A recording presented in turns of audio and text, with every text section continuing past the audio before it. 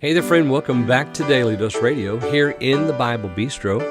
Well, why don't you come on in here and sit down with me and let's open our Bibles up.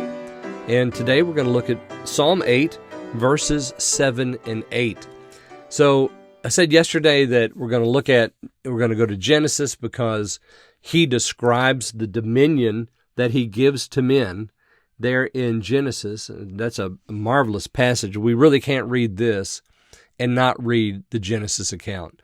So we're going to do that today. 7 and 8 is our text. This follows on the heels of what he said there in verses 5 and 6. So this answers the second question, what is man? And why would you mess with him? Why would you worry about him? Why would you think on him? He's just, what is he? And so God, we're told, that he caused him to be a little lower than the angels, crowned him with glory and honor, and then gave him dominion over all these things, put everything under his feet. Now we're going to describe what those things under his feet are.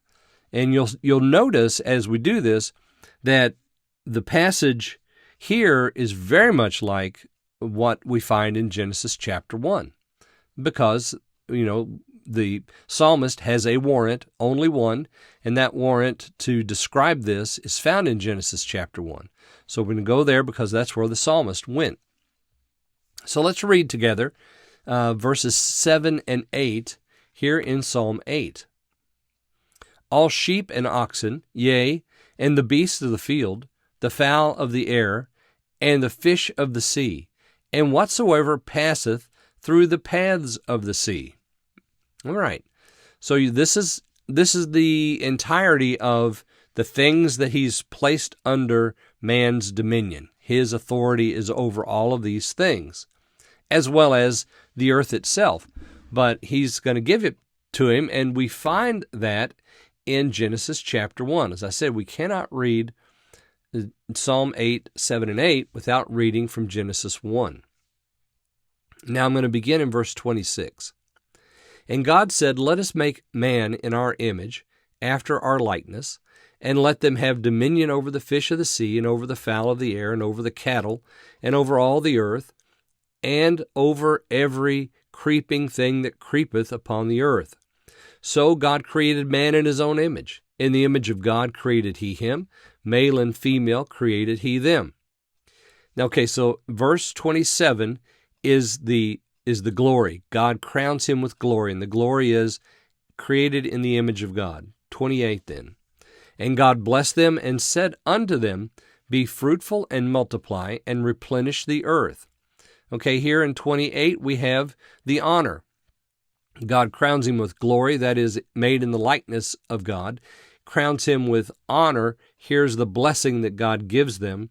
Be fruitful and multiply and replenish the earth and subdue it and have dominion over. And then he goes back in that list again. The fish of the sea, the fowl of the air, over everything, every living thing that moveth upon the earth. So God gives man dominion. And you'll notice that in verse 26, he establishes the dominion before he creates men. He says, let's make man in our likeness, let them have dominion. So the dominion is decreed. Then we have the glory and the honor bestowed as God creates men. Then we have the dominion appointed.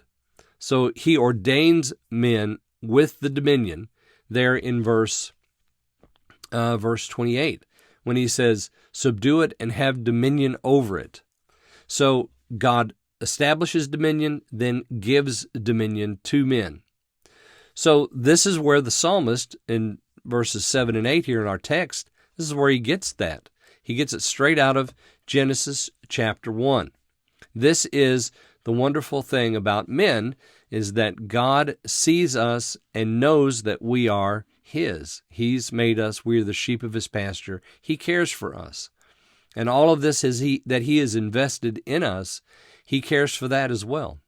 All right, well, join me again tomorrow, and we're going to look at verse 9 and go back to the very first question again.